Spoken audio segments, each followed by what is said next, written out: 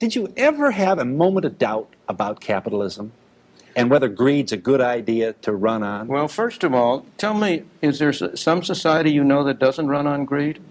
Recently on the PBD podcast, Patrick Bet-David referred to an interview between Milton Friedman and Phil Donahue. They showed a clip from it during the podcast. The guest on the show was Roland Fryer. Really recommend you check out his work.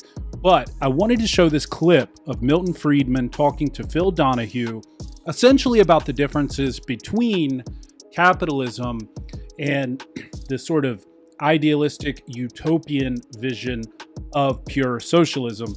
Check it out. When you see around the globe the maldistribution of wealth, the desperate plight of millions of people in underdeveloped countries, when you see so few haves and so many have-nots, when you see the greed and the concentration of power within, did you ever have a moment of doubt about capitalism and whether greed's a good idea to run on? Well, first of all, tell me, is there some society you know that doesn't run on greed? You think Russia doesn't run on greed? You think China doesn't run on greed? What is greed? Of course, none of us are greedy. It's only the other fellow who's greedy. To highlight that, it's so true. And we often take that perspective in America on a lot of things, right? We can't fathom the idea that possibly the news media is propagandizing us. We can't fathom the idea that they're withholding information from us internationally because that wouldn't happen to us. That happens to other people. Just like we're not greedy, we're virtuous. It's the other greedy people who can't be trusted in a capitalistic society, right? Not me, it's them.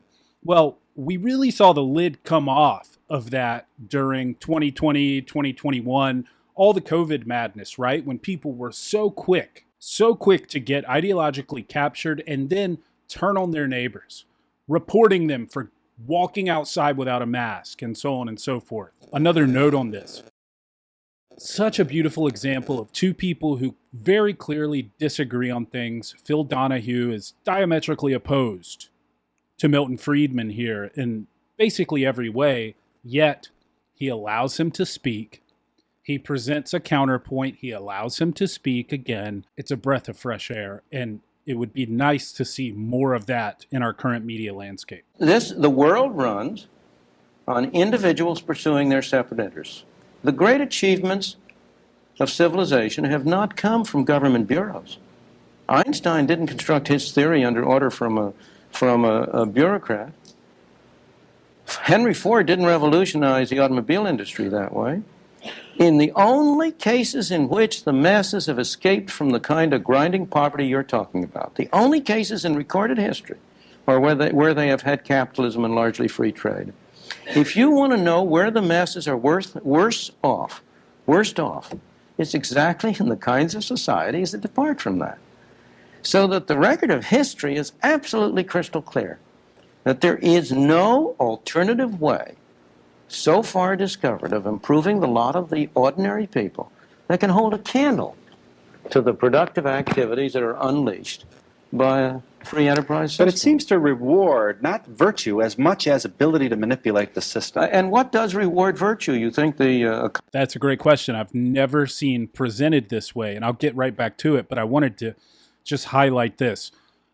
You often hear pro-socialism advocates say things like this, like capitalism just rewards ruthlessness, it doesn't reward virtue, where I can tell you as someone who owned a company and experienced some modicum of success before I sold my company, it was very important that I conducted myself virtuously, especially in the eyes of my customers, because if they didn't see me as being on the up and up, if I didn't provide a good offering, if I didn't provide the best service, then they would have taken their business elsewhere because it's a free market. They can do that. The logical question, and I think it's largely rhetorical in this context because Friedman knows what he's talking about, is, okay, where is everyone virtuous? Where is the system where virtue is the most rewarded thing?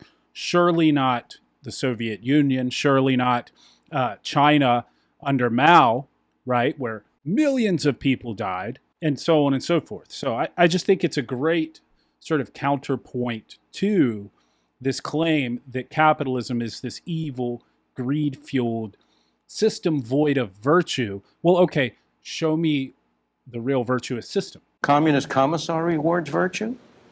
You think a Hitler rewards virtue? You think, excuse me, if you'll pardon me, do you think American presidents reward virtue? Nope. Do they choose their appointees on the basis of the virtue of the people appointed or on the basis of their political clout? Is it really true that political self-interest is nobler somehow than economic self-interest? You know, I think you're taking a lot of things for granted. And just tell me where in the world you find these angels who are going to organize society for us. Well, I don't even trust you to do that. I found 2 interviews that Milton Friedman did with Phil Donahue, and they were both fantastic. I listened to both of them. I think each one is about 42 to 45 minutes, something like that. But I thought that this was so succinct, to the point, well thought out. Milton Friedman was a massively respected economist. He won the Nobel Prize in economics. He was a huge influence on the likes of Thomas Sowell and others. And I hadn't yet seen this clip of him. And apparently it's a really popular clip. It's the greed clip, I think is what people call it, Milton Friedman on greed. You know, one thing, though, just to try and rebut his statement a little bit, because I think that that's always a good thing to do if you're a good faith actor.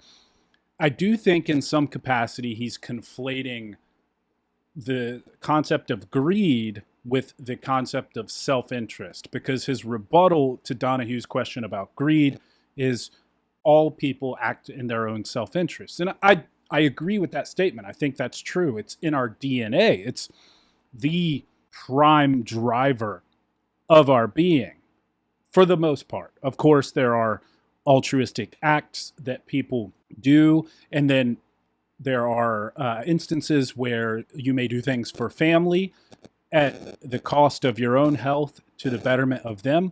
But there's also an argument from a biological perspective that that's in self-interest, because if you've ever read Richard Dawkins and the Selfish Gene, you're still doing something to perpetuate your genetic material into the future. So if you're protecting your child, you are still acting in self-interest in continuing your lineage, in the effort to essentially live forever by way of your DNA, right? So we always act in some capacity in self-interest, but I think that that's very different from greed. And maybe Phil Donahue, when he says greed here, maybe he is referring in general to self-interest, but I think greed is something more.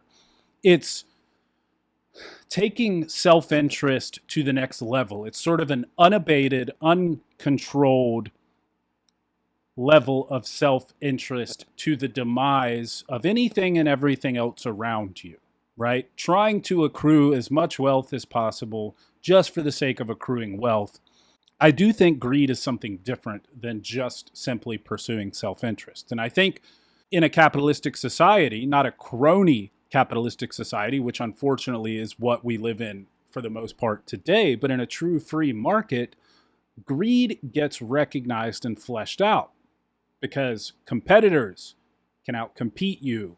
The consumer realizes what you're doing. And so there are all these sort of natural checks that are a result of human nature that can counter being greedy and doing corrupt things and so on and so forth. But a lot of times, unfortunately, government intervention inhibits our ability to do that. And so that's the one critique I would have of what Friedman says here, and the way he responded to Donahue is Donahue brings up greed and Friedman runs with the concept of self-interest. I think they're different things. Greed is just a version of self-interest that is carried out too far. You have to at least do enough to provide for you and yours.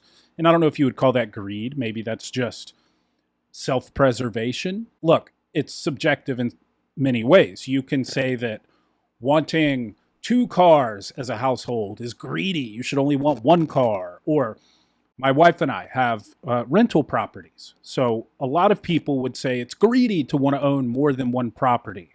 It is subjective in some ways. I look at that as a wise investment strategy that will allow us to pass down wealth to our children.